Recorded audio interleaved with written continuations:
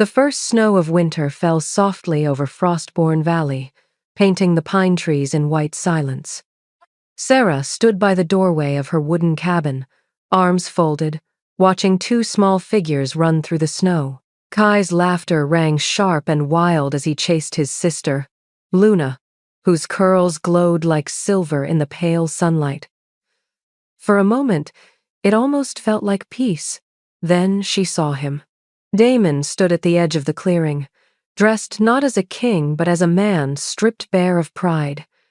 His dark cloak was dusted with snow, his amber eyes fixed on the children playing before him.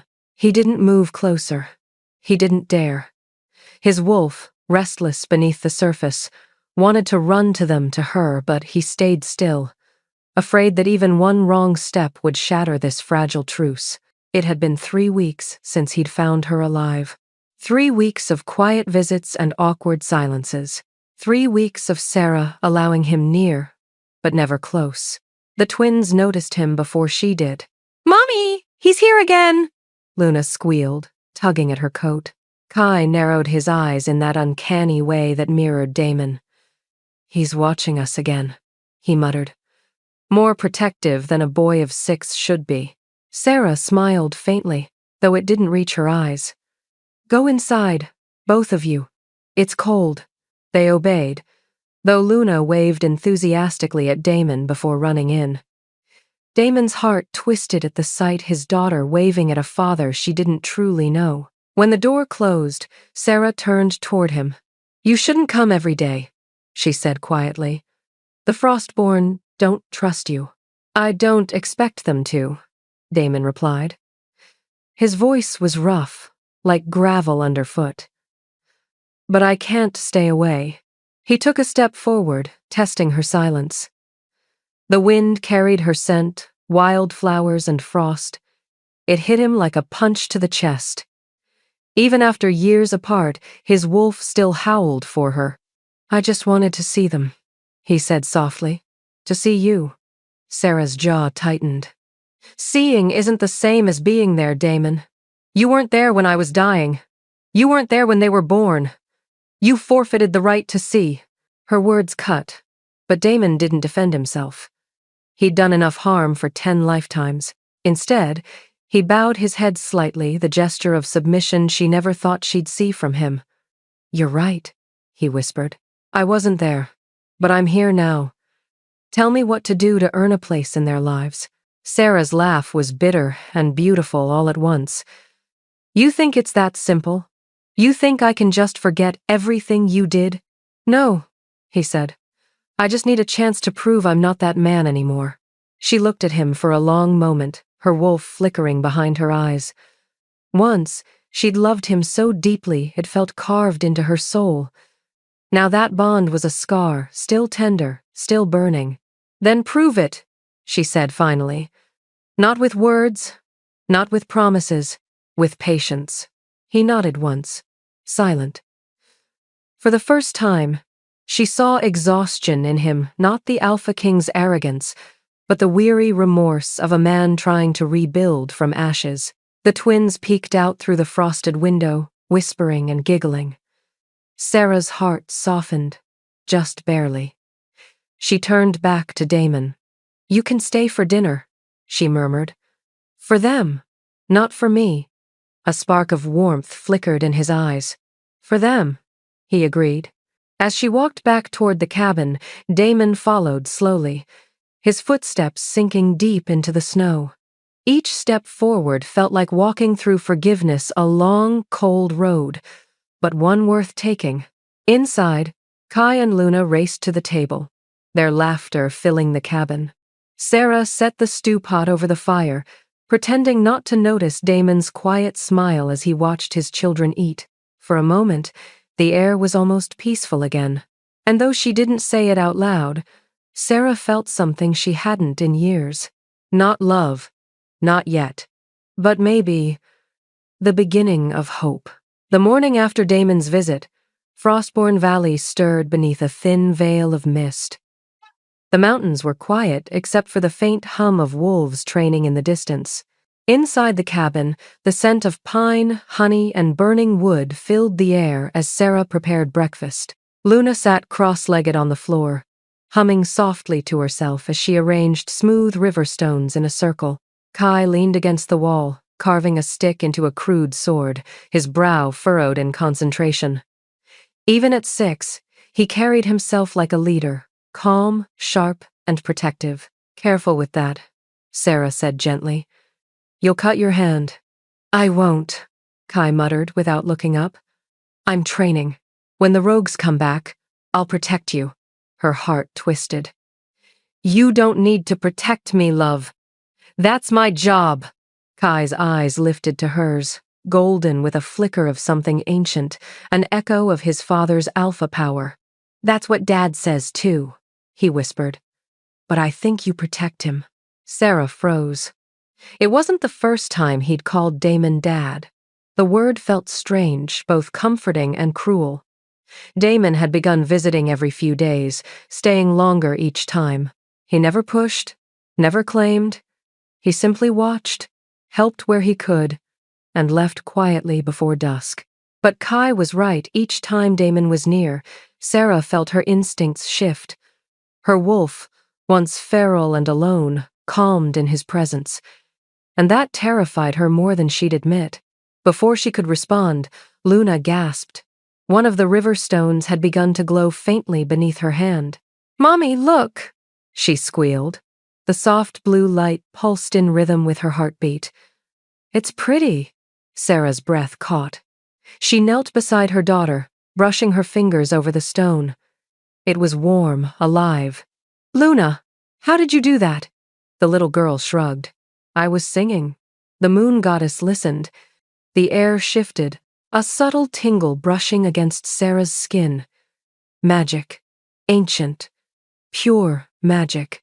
The frostborn wolves, descendants of exiled bloodlines, carried faint traces of moonlight in their veins.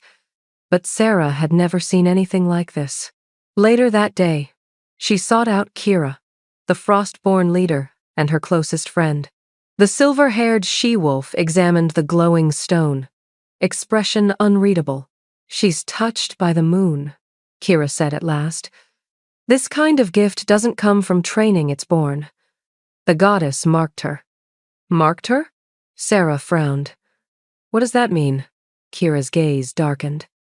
"It means she's meant for something bigger than any of us. And so is her brother." Sarah's stomach dropped. "Kai?" His energy hums like an alpha's, stronger than most grown wolves I've met. That boy's spirit was born to lead. Sarah looked away, heart pounding. She'd known her children were special, but hearing it spoken aloud made the truth heavier. The world would never leave them alone. That evening, Damon arrived again. His presence filled the small cabin like thunder power restrained by guilt. Luna ran to him instantly, holding out her glowing stone. "Daddy, look what I can do," she beamed. Damon crouched, his rough warrior's hands trembling as he touched the stone. The faint light reflected in his eyes. "By the goddess," he whispered. "You have her gift." Sarah crossed her arms. "She has her own gift," she corrected sharply. He met her gaze, but there was no challenge there, only awe. "They're incredible, Sarah. You raised them stronger than I ever could have." She turned away, pretending to check the stew. "They raised themselves. I just kept them alive." "You did more than that," he said softly. "You gave them a world where they didn't have to fear their own power." Silence filled the room. The fire crackled. Luna hummed again, and the stones shimmered faintly like stars on the floor. For a brief second, Sarah allowed herself to look at Damon not as the Alpha King, not as the man who broke her, but as the father who was trying, clumsily and desperately, to find his way back. Outside, the frostborn wolves howled into the night. Inside, Sarah felt the first tremor of a new kind of fear. Not fear of Damon, not fear of the past, but fear of what destiny was beginning to awaken inside her children, and what it might cost them all. Snow fell heavier that week, burying Frostborn Valley in white silence. The air carried the kind of cold that cut straight through fur and bone, yet Sarah barely felt it. She'd grown used to the ache. Survival had taught her to live inside the pain.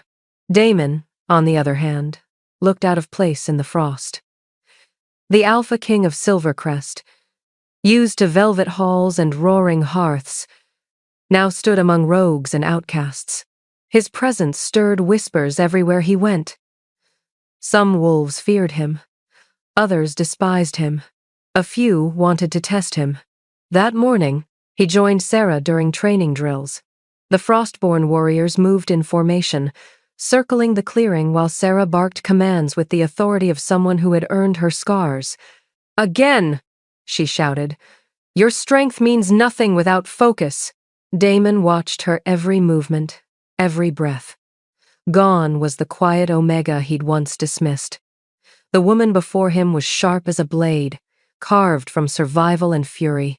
She moved like she belonged to the snow and the silence. When their eyes met, the world stilled. His wolf growled inside him, a low, yearning sound he barely contained. She caught the sound, frowned. "Don't," she warned softly. "I didn't say anything," he replied, stepping closer. "You didn't have to." The tension between them burned hotter than the frost around them. Each time he came near, her wolf stirred beneath her skin, conflicted, remembering every betrayal yet unable to deny the pull of the bond that still hummed, faint but alive. "I'm not here to start something," he said. "I just wanted to help." "Help?" she repeated, turning to face him. "You don't even belong here. These wolves don't follow kings. They follow loyalty. You think they'll take orders from the man who once called me weak?" Her words hit him like claws. He exhaled slowly, forcing his wolf back down. "You're right. I called you weak because I was blind. Now I see strength where I was too arrogant to look." Something flickered in her eyes, pain, or maybe confusion, but it was gone before he could be sure. Kira, watching from a distance, smirked. "Careful, Your Majesty. The Frostborn may start to like you if you keep sounding human." The pack laughed, breaking the tension. Sarah shot Kira a glare, but even she couldn't stop the faint curve of her lips. Damon chuckled quietly, and for a heartbeat, they all felt almost normal. But peace never lasted long in the valley. By nightfall, the wind shifted, carrying a foreign scent across the trees. Rogues, but not Frostborn. Sarah froze mid-step, her instincts flaring. Damon smelled it too. His wolf surged forward immediately. "They're close," he growled. "How close?" "Too close." They ran side by side through the woods, snow crunching underfoot. The moon hung low and watchful above them. When they reached the ridge, Sarah crouched, scanning the dark tree line. A faint glint eyes. Several pairs, watching. She drew her dagger. Damon shifted halfway, claws and fangs emerging as his wolf strained for release. The rogues didn't attack. Not yet. They were scouts, testing boundaries. "They're not Frostborn," Sarah whispered. "They're marking territory." "Mine," Damon snarled. "Silvercrest scent on one of them. Traitors." She turned sharply. "Your wolves?" "Exiles. Maybe. Or worse, recruited by someone who wants me dead." For a long moment, they said nothing, just the sound of the wind and their breathing. Then Damon looked at her, really looked. "If this is connected to me, they'll come for you next. For the twins." Her grip tightened on the dagger. "Let them try." Something fierce and unspoken passed between them. Respect, protectiveness, maybe even love reborn in the ashes of hate. Damon stepped closer, his voice low. "You're fire, Sarah. You always were. But even fire needs something to burn for." Her heart skipped. She wanted to hate him. She needed to. But the way he said her name, the way his voice trembled, it was like hearing home after a lifetime in the cold. "Then stay out of my way," she whispered. "Before you get burned." Damon smiled faintly. I've already been burned. The only question is whether you'll let me rise from it." They stood in silence, two wolves scarred by the same bond, frost and fire, pulled together by a destiny neither could escape. And somewhere in the distance, unseen eyes watched them both. The storm was coming. The Silvercrest Citadel had always been a fortress of power, its black stone towers piercing the clouds like claws. But tonight, under the cold sweep of the full moon, it felt hollow. Without its king, it was just a castle full of whispers. Inside the Grand Council chamber, tension hung like smoke. Lords and generals sat around a long obsidian table, the flicker of torchlight glinting off gold insignias. At the head sat General Rowan, Daemon's most trusted war leader and the man barely holding the kingdom together. 2 weeks without word from His Majesty, sneered Lady Varys, the court's silver-tongued advisor. The Pacts are growing restless. The eastern clans are testing our borders, and rogues have been spotted near Frostborn territory. Rowan's jaw clenched. He's not gone. The king can handle himself. Varys arched a brow. Handle himself, perhaps. But can he handle betrayal? Because rumors say the Alpha King has abandoned his throne for an Omega exile. The council erupted into murmurs. She's nothing but a liability. The goddess would never bless such a union. He's losing his mind. Rowan slammed his fist on the table, silencing them. Mind your words. That Omega saved his life once, whether you remember or not. You sit here alive because of his mercy. Varys leaned forward, voice dripping with venom. Mercy doesn't rule kingdoms. Strength does, and if our Alpha has chosen weakness, if he's chosen her, then it's time Silvercrest chooses another Alpha. Her words echoed like a blade being unsheathed. Meanwhile, miles away in the Frostborn woods, Daemon felt the faint sting of that betrayal through the pack link. A whisper of unrest carried across the bond. His wolf stirred uneasily, growling low in his chest. Something was wrong. He stood on the ridge overlooking the valley, the cold wind tugging at his cloak. Below, the Frostborn wolves trained in silence. They respected him now grudgingly, not as their king, but as the warrior who fought beside them in the snow. Yet his heart wasn't in the drills or the strategy. It was back in that little cabin, where Sarah and the twins slept under the same roof for the first time since their birth. He should have felt peace. Instead, he felt the pull of war. Kira approached quietly, her silver hair catching the light of the moon. "You felt it too," she said. He nodded once. "Silvercrest is moving. The council's restless. Varys has always wanted the throne. She'll push the others against you," Kira said. "And if they turn the High Pacts, then the war I've tried to avoid will come to us," he finished grimly. Kira crossed her arms. "You can't stay here forever, Daemon. Sooner or later, you'll have to choose where your loyalty lies, your crown or your mate." He stared into the distance, where the faint glow of Sarah's cabin flickered through the trees. His voice was low. "I already chose her. I just don't know how to make the world accept it." Back in Silvercrest, the council meeting spiraled into chaos. Rowan stood alone against a dozen voices demanding a new leader. Varys's smooth tone cut through the noise. "If the Alpha King has forsaken his people for an Omega, then I move for a vote of replacement. Let the bloodline continue through stronger hands." "You mean your hands," Rowan growled. She smiled thinly. "If the goddess wills it." The room fell silent. No one dared meet Rowan's gaze. They all knew what this meant, civil fracture. Finally, Rowan spoke, voice low and dangerous. "You want to replace a king who's still breathing? Then you'll have to go through me first." The warning hung heavy. But as he left the chamber, even he could feel the cracks forming. Loyalty was waning, and the moment Daemon stepped back into that kingdom, he'd find not the court he left, but a crown stained in rebellion. That night, as storm clouds gathered over Silvercrest, Daemon's wolf lifted its head and howled to the heavens. Not for victory. Not for glory, but for warning, because somewhere in the distance, the goddess was watching, and fate was already moving her pieces. The storm rolled in without warning, dark clouds swallowing the moonlight. The frostborn wolves took shelter, their howls echoing through the valley. But in the small cabin at the edge of the forest, the storm outside was nothing compared to the one brewing inside. Sarah stood by the window, watching the wind whip through the pines. Her reflection stared back, tired, guarded, yet alive.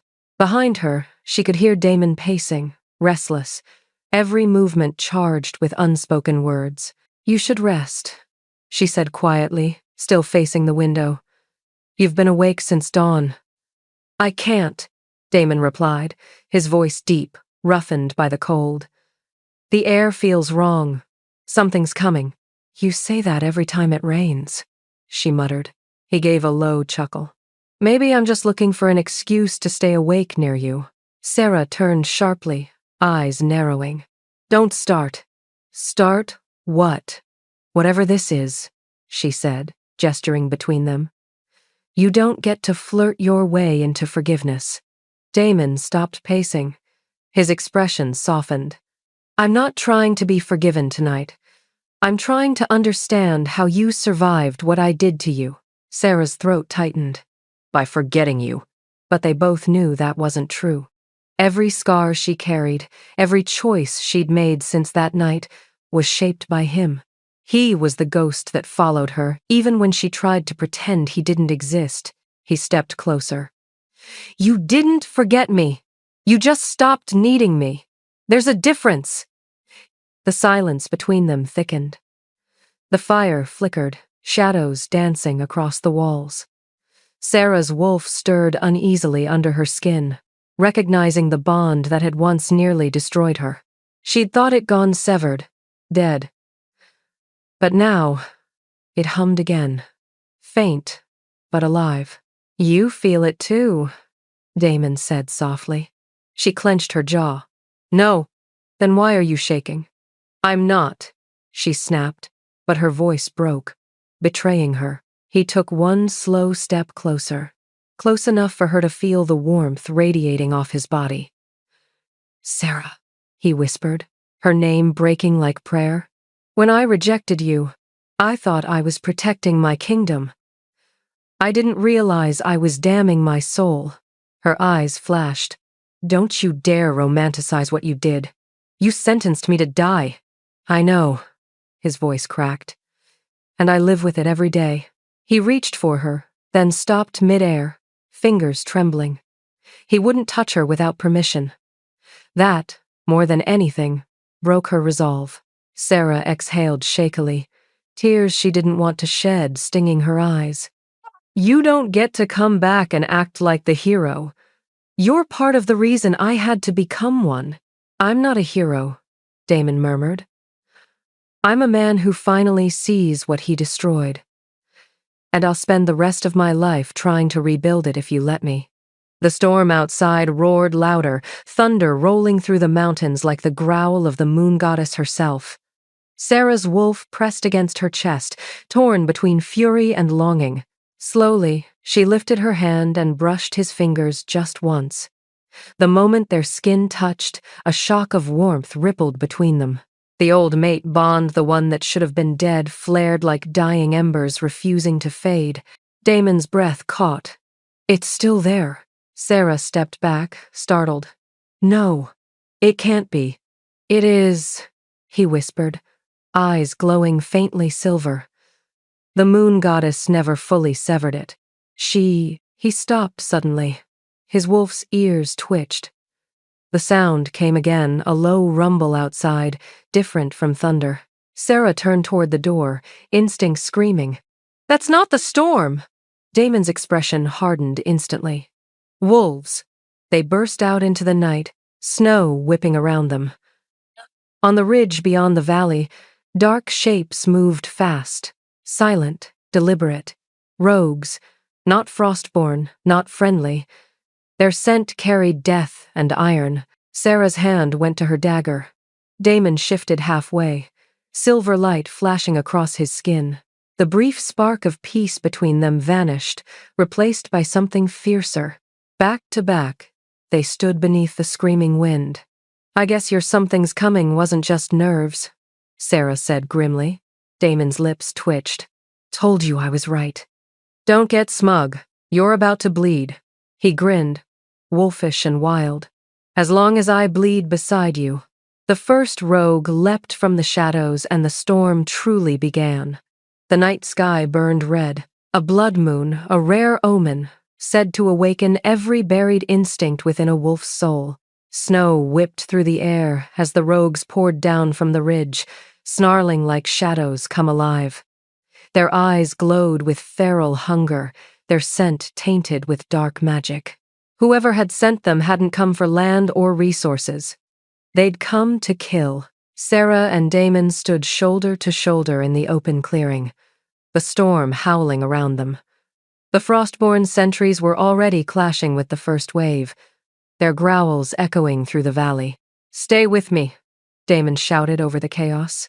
"I should be telling you that," Sarah shot back, drawing her twin blades. Then the battle broke. A rogue lunged from her left. Sarah ducked, slicing upward in one clean arc, blood spraying against the snow. Damon took another head-on, claws tearing through flesh as his wolf half-surfaced eyes burning silver, teeth bared. He was fury and precision, the Alpha King unchained. But so was she. Sarah's movements were poetry in motion, swift, silent, deadly. Every strike was guided by instinct honed through survival. Her small frame wove between larger enemies with impossible speed. The rogues underestimated her until they didn't rise again. "Behind you!" Damon roared, and she spun just in time to see a massive wolf leaping from the shadows. Damon tackled it mid-air, both crashing into the snow with bone-crunching force. The rogue's fangs sank into his shoulder before he tore its throat out. Sarah rushed to him, slicing through two more rogues as she reached his side. "You're bleeding," he laughed through gritted teeth. "You noticed." "Idiot," she hissed, slashing another attacker. "Don't die before I forgive you." He smiled, wild and reckless, eyes glowing brighter. "Then I'll fight harder." Their wolves began to sink an impossible rhythm between two souls that should have been severed. Damon's power surged every time Sarah struck. Her speed sharpened every time his claws connected. The air around them shimmered faintly, threads of silver energy weaving through the blizzard. The moon goddess was watching, and she wasn't done with them. "Do you feel that?" Sarah gasped as her wolf howled inside her chest. "The bond. It's waking," Damon breathed, catching her wrist mid-fight. For a moment, everything slowed, the snow suspended in mid-air, their breaths visible and tangled between them. "Sarah, don't fight it."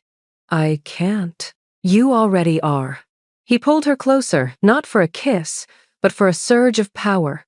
His wolf roared through him, fusing with hers in one raw pulse of light. The storm exploded outward in a burst of wind so fierce it sent the remaining rogues stumbling backward. When the snow settled, half the attackers were down. The rest hesitated, ears flattening, as if something divine had stepped onto the battlefield. Sarah's eyes glowed faint silver now, the same shade as Damon's. For the first time, they didn't look like predator and prey. They looked like equals. "You shared power," she realized, chest heaving. Damon nodded. "Not on purpose." Then what? Before she could finish, a roar split the air. The rogue leader emerged, a hulking beast twice Damon's size, its pelt streaked with crimson runes, its aura thick with corruption. It charged. Damon pushed Sarah back. "Stay with the pack," she grabbed his arm. "No, we end this together." The creature struck with impossible force, sending shockwaves through the clearing. Damon met it head-on while Sarah circled to flank. The leader swung its claws, knocking Damon to one knee. Blood poured from his side. Sarah screamed, her wolf snapping free. In a blur of silver light, she shifted mid-air, landing on the rogue's back in full form, her fangs glowing with divine energy. She tore into its neck while Damon, regaining his footing, drove his claws into its chest. The beast gave a strangled howl, then fell still. The silence that followed was deafening. Around them, the remaining rogues fled into the forest, vanishing like smoke. Snow fell again, soft and slow, covering the blood-soaked ground. Sarah shifted back, trembling, exhaustion overtaking her. Damon caught her before she collapsed, his arms steady despite his wounds. "You did it," he murmured. "No," she whispered weakly. "We did." Their eyes met. The silver glow lingered between them, warm, alive, undeniable.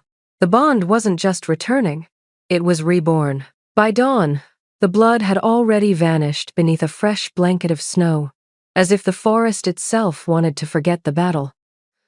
But the frostborn wolves didn't forget. They moved through the clearing with quiet reverence, collecting the fallen and burning incense to honor the dead. Sarah stood at the ridge overlooking the valley, wrapped in a thick fur cloak. The rising sun painted the horizon gold, but it did little to warm her. Every muscle in her body still throbbed from the fight. Her wolf was silent, but alert, uneasy in a way she couldn't explain. Behind her, Damon approached slowly. His arm was bandaged, his wounds healing fast thanks to his alpha regeneration, but exhaustion shadowed his face. "You should be resting," she said without turning. "I could say the same," he replied, voice low and steady. They stood in silence for a long moment. Then Damon spoke. "That attack wasn't random. Those rogues weren't acting alone." Sarah glanced at him sharply. "You're sure?" "I recognized the markings on the leader's body blood runes, the kind used only by witches who serve the Silvercrest court." Her heart clenched. "You think someone from your kingdom sent them?" He nodded grimly. "I don't think. I know." He handed her a torn scrap of cloth, pulled from one of the dead rogue's belts. Embroidered on it was a familiar sigil, a silver crescent moon pierced by a dagger. "The sigil of House Varys," Sarah said softly. "The same woman who wanted me dead the day I left the throne," Damon said. "She's uniting the High Pacts under her banner, and she just declared war on the Frostborn." Sarah's jaw tightened. "Then she'll regret it." Her voice was calm, but inside she trembled. For years she'd fought for peace, for a home where wolves could live free of hierarchy and cruelty. Now the violence she'd escaped was coming back not for her, but for her people. Later that day, Damon gathered the Frostborn Council in the Great Hall, a cavern carved into the mountain, lit by torches and crystal veins that glowed faint blue. Kira stood beside Sarah, arms crossed, her expression unreadable. "Varys won't stop with one attack," Damon said, pacing before them. "She'll send spies, assassins, anyone she can bribe or corrupt. We need to prepare defenses and alliances." "And why should we fight your war?" Kira challenged. "This feud started in your palace, with your council, over your choices. We built Frostborn to be free of all that." Damon didn't flinch. "Because she doesn't see a difference between us. To her, rogues, omegas, and rebels are all the same threat. She'll burn this valley just to make a point." The room fell silent. Sarah finally spoke, her tone even but firm. "We fight not for his crown, but for our survival. Frostborn stands because we defend each other no matter who comes for us." Kira studied her for a long moment, then nodded slowly. "Then we fight, but our way, not by bowing to a king." Damon inclined his head. "Agreed." It was a small victory, fragile but real. That night, as the council dispersed and preparations began, Sarah sat by the fire in her cabin. The twins were asleep upstairs, their tiny breaths steady and peaceful, but she couldn't rest. Damon entered quietly, carrying 2 mugs of steaming broth. He offered one, then sat across from her. "I'll leave at first light," he said. "If Varys wants war, I need to face her before she brings it here." Sarah frowned. You can't go alone. I have to. If I march with Frostborn warriors, she'll use it as proof that I've betrayed my own kind. Sarah's gaze softened despite herself. You already have, she said quietly. And that's not betrayal. That's truth. For a moment, he just looked at her, really looked. The flicker of firelight painted her in gold, and something like awe passed through his eyes. You're not the Omega I rejected, he said. You're a queen, whether you want the title or not. Sarah's chest tightened, torn between pride and fear. And you're still the Alpha King, which means sooner or later, the world will make us enemies again. Damon set down his mug, his voice quiet but certain. Then let the world burn. Outside, the blood moon had vanished, but the shadow it cast lingered. And far beyond the valley, in the Silvercrest Palace, Lady Varys smiled as she read the report brought by her spies. So, she murmured, eyes gleaming, the king hides among rogues and mates with an exile. Perfect. Then when I kill him, even the goddess will call it mercy. The gates of Silvercrest rose before dawn like black monoliths against a dying moon. Snow still clung to the ramparts, but the air stank of unease, too quiet, too tense, too watchful. Damon dismounted his horse, the familiar ache of his homeland cutting through him. He had left as a king in command. He returned as something else. A traitor to some, a ghost to others. 2 guards approached, their armor gleaming but their eyes uncertain. Your Majesty, one stammered, bowing quickly. We didn't expect your return so soon. Clearly, Damon muttered. His wolf stirred uneasily beneath his skin. Where is General Rowan? In the council hall, sire. Lady Varys, she's... The guard hesitated. Still breathing? Damon finished coldly. Then take me to her.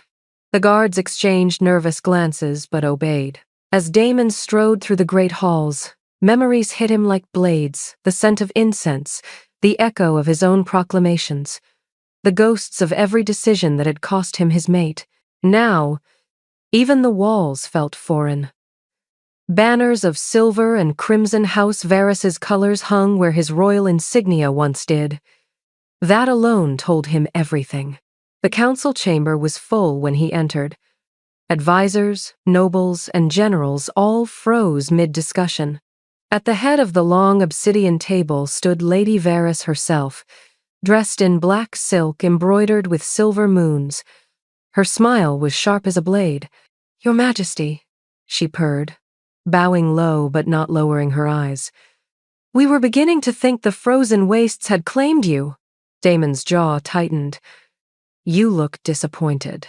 On the contrary, Varys said, gliding closer. We are relieved. The kingdom has suffered in your absence.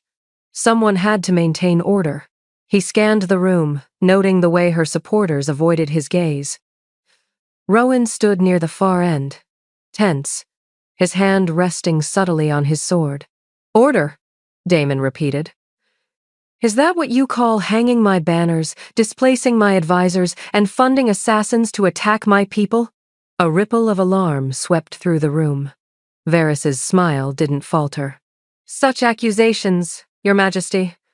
I assure you, if anyone attacked your precious rogues, it was without the council's consent. Damon slammed his hand against the table, the sound echoing like thunder. Do not lie to me, Varys. The rogues you hired bore your sigil. They nearly killed my mate. Gasps erupted. Mate, someone whispered. Varys's eyes gleamed with calculated amusement. Ah, so the rumors are true. You've taken an Omega exile as your Luna. How poetic. I suppose the moon goddess works in mysterious, foolish ways. You will not speak her name with contempt, Damon growled. And you will not shame this throne with weakness, she snapped, voice turning venomous. The packs are watching, Damon. You left your kingdom leaderless, chasing a ghost.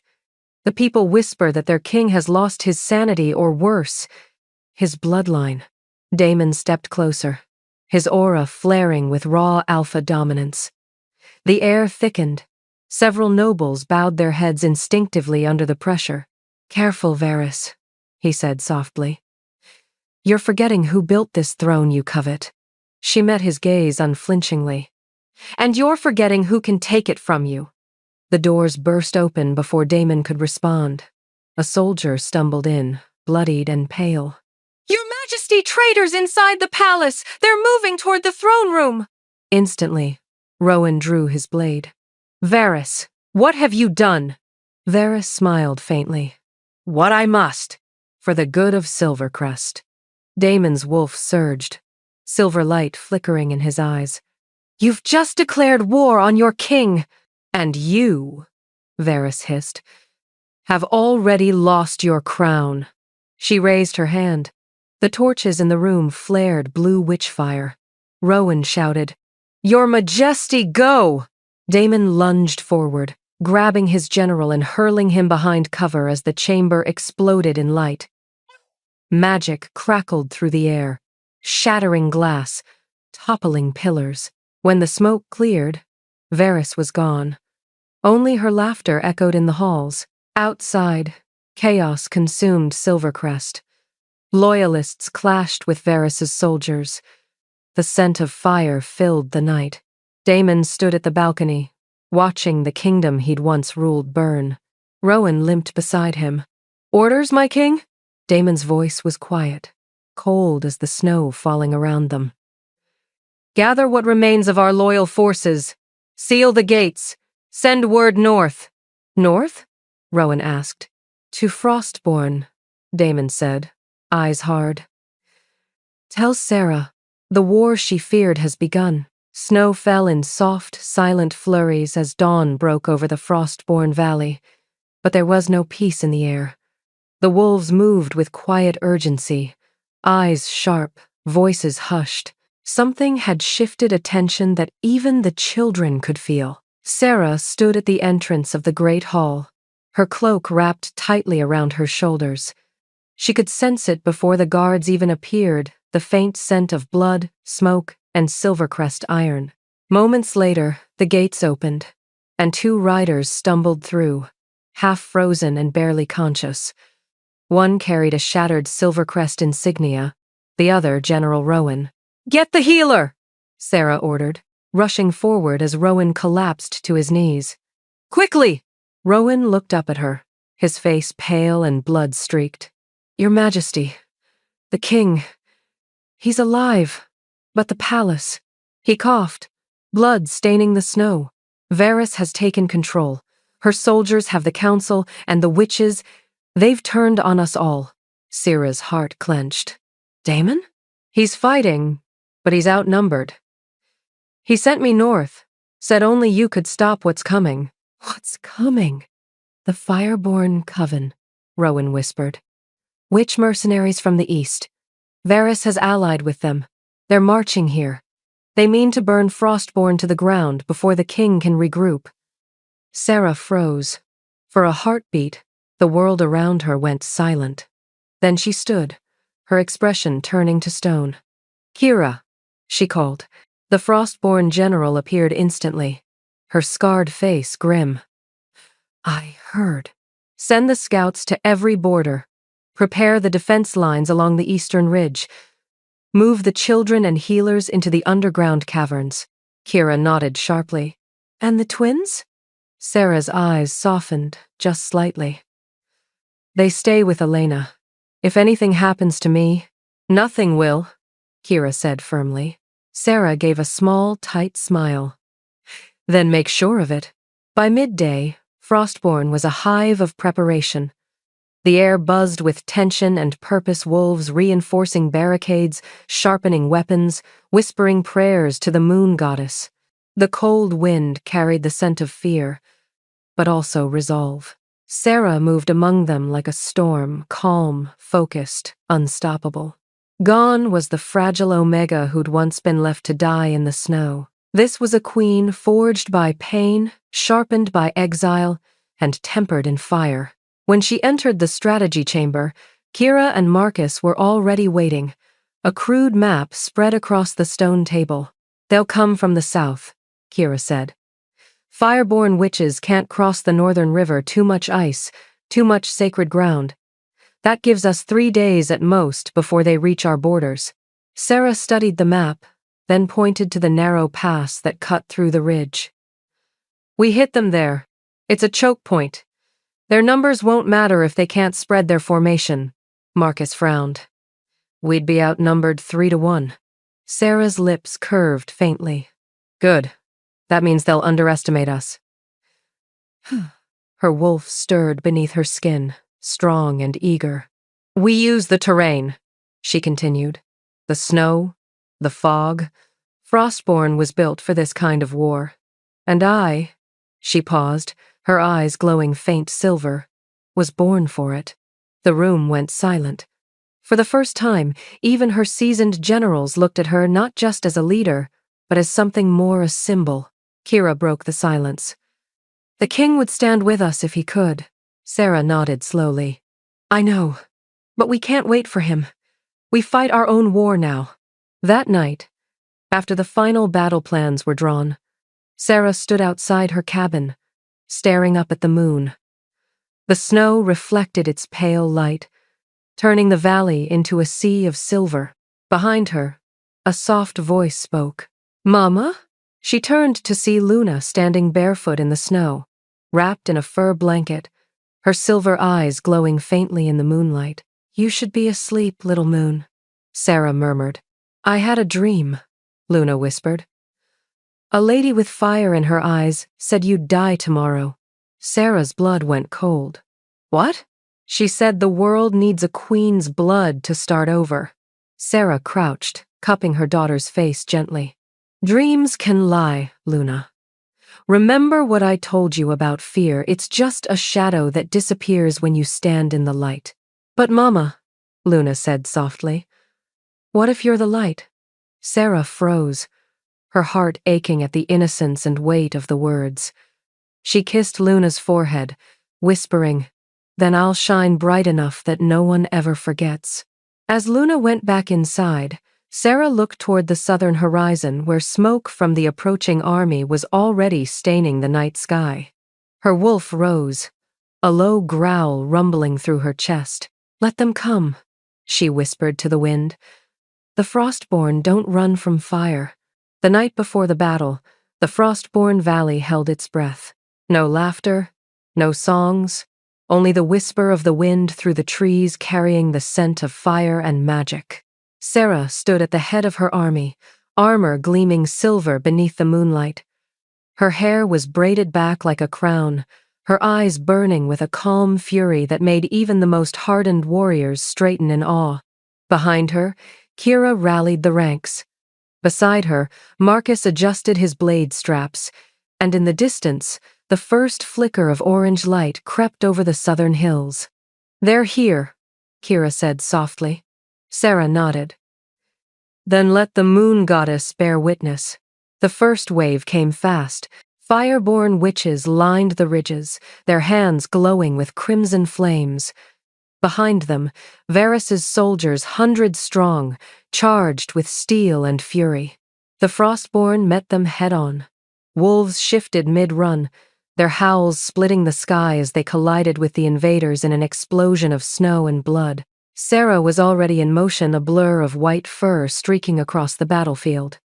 She struck like lightning, claws flashing, her wolf moving with a grace that belonged to no Omega. She tore through the witches' front line, their fire hissing uselessly against the frost that radiated from her aura. Her pack followed, emboldened. For every fallen wolf, 2 more rose. The snow turned red beneath them, but Frostborn did not yield. At the center of the chaos, Sarah spotted Varys standing atop a hill in dark armor, surrounded by her coven. Her voice carried over the din. Burn it all, leave nothing standing. Sarah shifted back to human form mid-stride, her silver eyes glowing. No, she whispered. With a cry that shook the valley, she thrust her hands forward. Frost bloomed from her fingertips, spreading across the battlefield in a tidal wave of ice. Fire met frost, and for a heartbeat, the world split in two colors: crimson flame and blue light. The shockwave blasted outward, sending wolves and witches tumbling.